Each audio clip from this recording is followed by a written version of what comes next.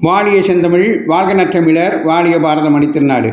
அன்பு குழந்தைகளே, நமது சமயம் குறித்த ஆன்மீக வினாவிடையை பார்த்து கொண்டிருக்கிறோம். இன்று இரண்டாவது நாளாக பிள்ளையார் முன் நாம் தலையில் நெற்றி போட்டில் குட்டிக் கொள்வது ஏன்? இதுக்கு பின்னாடி விநாயகர் காவிரியை தமிழகத்துக்கு தந்த கதையே இருக்கு. அகத்திய மாமுனிவர் மிகவும் தவ வலிமை மிக்கவர். அவர் பொதிகைமலை நோக்கி, சிவபெருமான் கட்டளைப்படி பொதிகைமலை நோக்கி வரும் வழியில் பொன்னி என்கின்ற காவிரி நதி, அது பின்னாடி தான் காவிரி நதினு பெயர் பெற்றது, அவரிடம் ஏடா கூடமாக கொஞ்சம் வம்பு கலந்துட்டாப்புல. உடனே அகத்தியருக்கு கோபம் வந்துடுச்சு. அந்த காவிரியை, அதாவது பொன்னி நதியை தன்னுடைய கமண்டலத்துக்குள்ள தன்னுடைய தவ வலிமையால் அடைச்சிட்டார். இதை பிள்ளையார் பார்த்துக்கிட்டே இருந்தார்.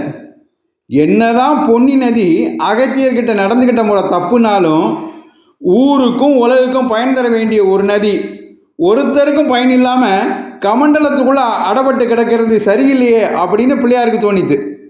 உடனே என்ன பண்ணினார்?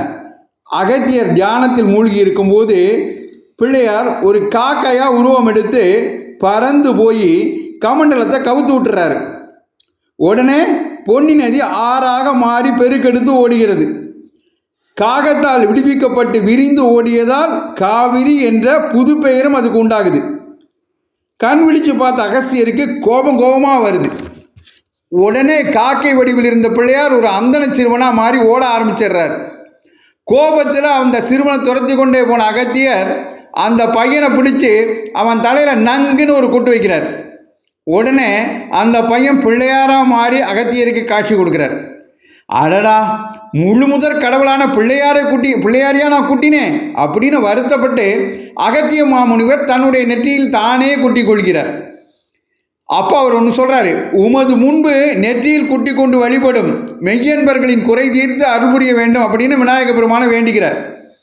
அப்படியே செய்கிறேன்னு விநாயகர் சொல்கிறார்.